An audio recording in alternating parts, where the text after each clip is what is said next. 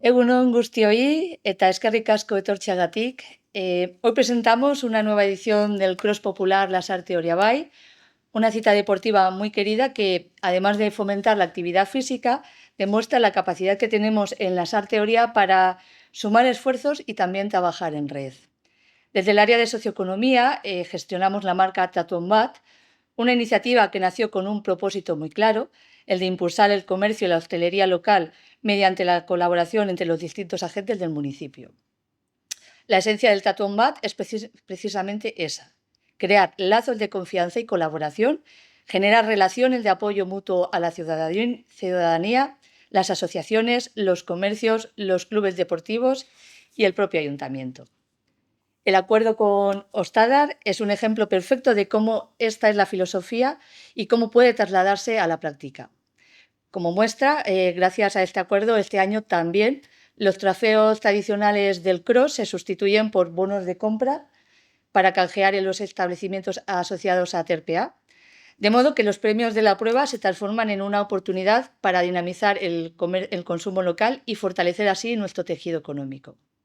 Pero lo más valioso de esta colaboración no es solo el resultado económico, sino la manera en que se consigue, trabajando juntos, compartiendo objetivos y también uniendo recursos. Cuando un club deportivo, el comercio local y el ayuntamiento caminan en la misma dirección, se crea un círculo virtuoso que revierte directamente en la vida del pueblo. Más movimiento, más visibilidad, más confianza y, sobre todo, más comunidad. Desde el área de socioeconomía seguiremos apostando por este modelo, convencidos de que el desarrollo local se construye así. Se construye con alianzas reales, con proyectos compartidos y con personas que creen en el pueblo.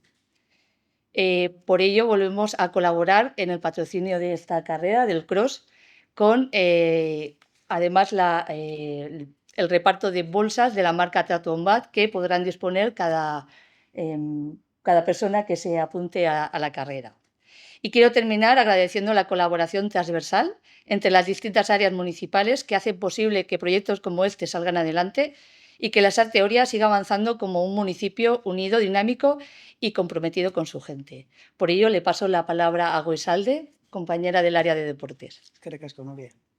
Bueno, arratsaldeon guztioi, lehenik eta lehen esan gaur plazer bat dela Ostadarrekin egotea bere edizio berrian, eta Lasarte Oria bai. Itzordu maitatueneko bat, eta gure egutegian finkatuta dagoena urtero.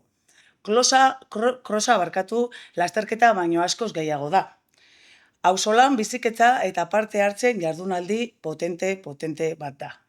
Izan ere, adin guztietako ehunka pertsonak balioak partekatzen dituzte ere bai. Kirol arloaren dagokionez, harrotasunez babesten dugu proba hau. Ez bakarrikan biabide ekonomiko batzuekin, horrez gain gure instalazioak, materiala eta gure teknikaren lanketa ezaztu. Eta lankidetza mota horiek adierazten dute kirola ez dela eremu isolatu bat bakarrikan. Baizik eta arloen eta tokiko eragileen arteko topaketa bat. Ondo egoteko, ondo pasatzeko eta egun primerakoa izateko. Modu koordinatutan lan egiten dugu, beti trabeltzala, eskerrik asko ere bai, beti esaten dudan bezala sozioekonomiari. Eta, bueno, arrotasunez gaur esertzen naiz hemen jardunaldi hau aurkezten, oso harro nago gure Ostadarreko taldearen eta hemen aurren eskarrak eman dizkizut. Gure herriari beti kirolan munduan sartzeko eta egun potentea gotea. Bueno, gure partetik bai eskerrak eman udalari, azken urtetan bezala krosa antolatzen laguntzeagatikan. Aspaldi 28. edizio izango da aurten krosarena, bere garaian krosa hasi izan, Ostadarrek herriko merkatalgunetan erosketak eta egiteko sustatuzun txartel bat promozionatzeko. Gaur egun txartel hori ez dago, baina filosofia horrekin jarraitzen dugu, eta Nuriak esan du bezala, adibidez, podiumera igotzen dian lasterketari guztiek, trofeoa jaso ordez, jasoko dituzte erosketa txartelak. Ostadarren 1.200 euroko partide bat uzten du hortarako, aterpearen eskutan, eta iruditzen zaite egokia dela herriko merkataritza sustatzeko. Eta, bueno, crossak beti esaten dugu dazkala bi hanka, ez? Bat da kirol esparrukoa, bueno, aurten ere espero dugu 800 bat parte hartzaile 800-900 artean izatea gure artean.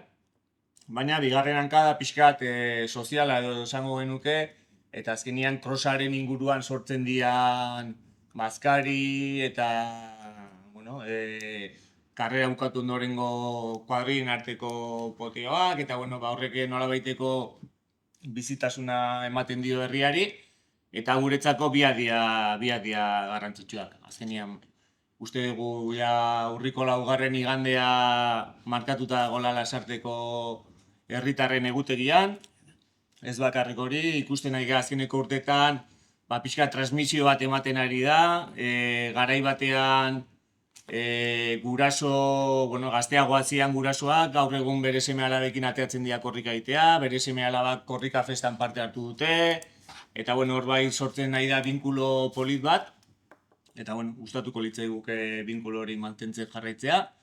Eta gure aldetikan, besterik ez, izen ematea oraindik zabali dagola, gure web orrian, Mercero eraikinean, eta larunbatean Michelinen nengo gehala, goizean eta atzaldean, eta norbait balin badago, oraindikan izena eman ez duna, animatu eta parte hartu dezala, eta igandeko eguna festa handi bat bihurtzen dan, eta eguraldia laguntzen dugu, ze aurreikuspenak ez dionak. Baina, orain arte beti suerte eduki dugu, eta segurazki karrera bukatu eta dena jasotzen dugunean, 3:30 aurrea, euri hasiko du. Baina ordura arte mantenduko da. Pues nada, animar a toda la ciudadanía a que por favor participe en este cross, que es una carrera de las más bonitas, de las más queridas de nuestro municipio, y que además, pues eso, conseguimos unir lo que es el deporte con una actividad muy bonita y además con el comercio de nuestro municipio, a través de Aterpea, a través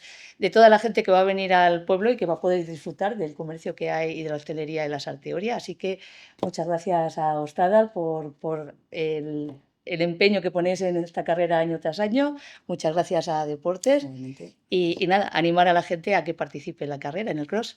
Y una pequeñita puntualización, el domingo la carrera transcurre por los diferentes barrios de Lasarte, cortes de tráfico, toda la gente que tenga pensado hacer algún viaje, alguna historia el domingo, pues que lo tenga en cuenta y que el sábado deje el coche en algún sitio, pues que pueda luego salir sin ningún problema al día de la carrera, sobre todo también para la gente que tiene coche en los garajes subterráneos y todo ese tipo de cosas.